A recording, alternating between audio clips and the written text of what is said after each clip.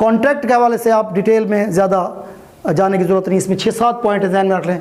आपका law of contract इसी पे बेस करेगा। ये अगर चीज़ें होंगी तो आपका वैलिड कॉन्ट्रैक्ट होगा। अगर इनमें से कोई चीज़ भी आप ख़त्म कर दें या कम कर दें, या तो वो वाइड हो जाएगा या वाइडेबल हो जाएगा, या सिरे से वैलिड ही नहीं होगा।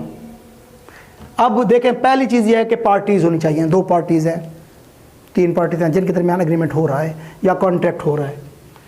कोई चीज़ होनी चाहिए जिसको हमने ऑफ़र भी कर दिया। बाद में मैं डिटेल में बताता हूँ किस तरह के कॉन्ट्रैक्ट हो सकते हैं। उसकी फिर कीमत होगी।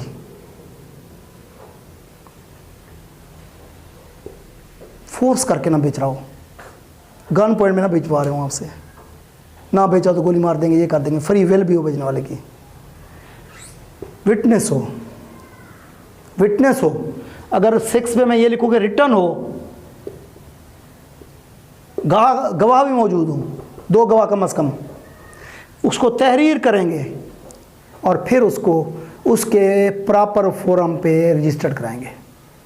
अब मैं आपको मिसाल देता हूँ। शादी एक कॉन्ट्रैक्ट है, इसमें 2 पार्टीज़ हैं, दूल्हा दुल्हन। आपने कभी गौर किया कि निकाह फॉर्म पे सबसे पहले साइन किससे करवाते हैं? दुल्हन से कराते हैं। क्यों? ये प्रपोजल जाती है दूल्हा की तरफ से, ये प्रपोजल जाती है, वो इसको एक्सेप्ट करती है। किस कंसिडरेशन के बदले में? हक महर के बदले में। इतना हक महर है, उसको जाके बताता है निकाह खां, इतने हक महर के बदले में आपको ये कबूल है।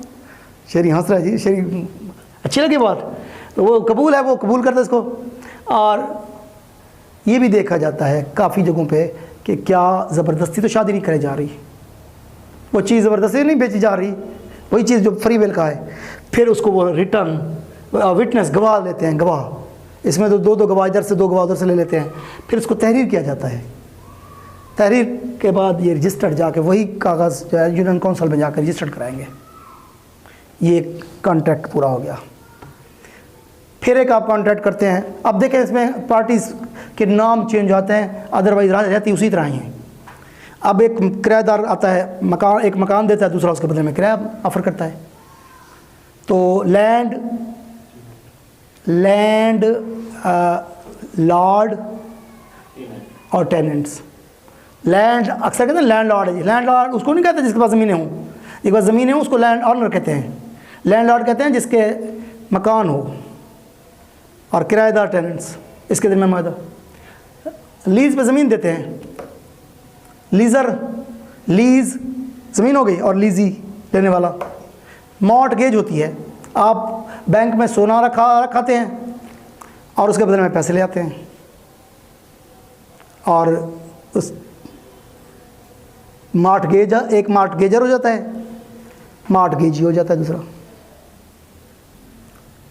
गिफ्ट करते हैं, डोनर हो जाता है, डोनी हो जाता है, नाम चेंज जाते हैं।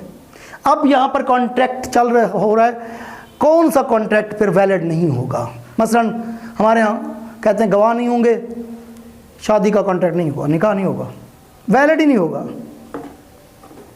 रिटर्न रह जाता है, कोई मसला नहीं है, शरी हो जाता है, तहरीर के बगैर हो जाता है। लेकिन इनमें से अगर एक चीज़ भी ना हो, पार्टीज़ ना हो, वैलिड होगा ही नहीं। एक पार्टी हो ही ना, फ्री विल ना हो, फिर भी नहीं होगा। अब यहाँ पर 2 चीज़ों में वो मिस रिप्रेजेंटेशन कराई जाती है। मिस रिप्रेजेंटेशन, कॉन्ट्रैक्ट जो है आपका वाइडेबल हो सकता है, आप बाद में उसको वाइड कर सकते हैं।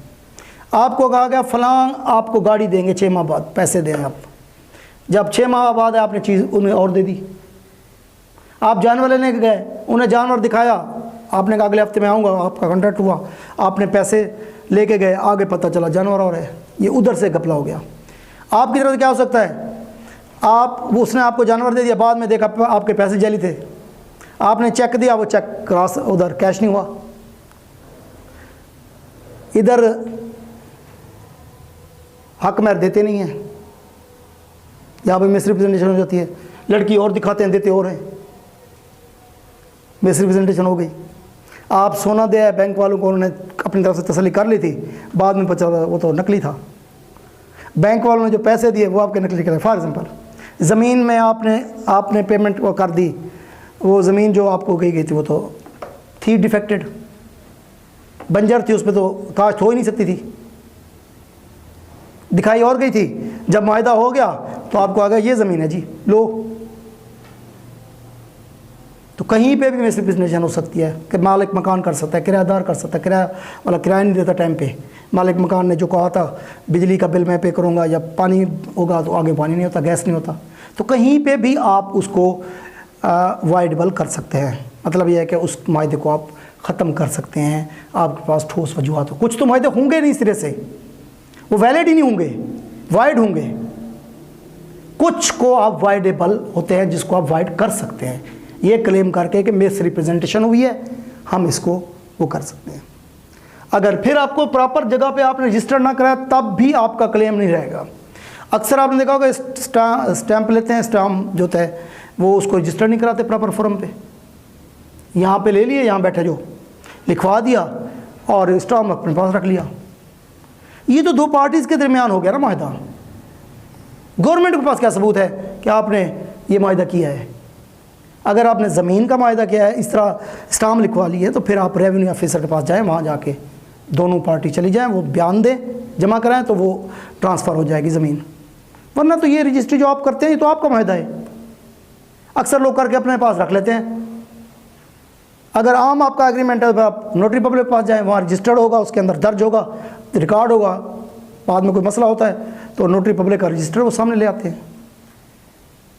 तो प्रॉपर फोरम पे वो अगर चीज़ रजिस्टर्ड होगी तो वो आप कॉन्ट्रैक्ट को आप क्लेम कर सकते हैं, अदरवाइज़ वो आप उस पर आपका वो जो कॉन्ट्रैक्ट होगा वो कमज़ोर होगा।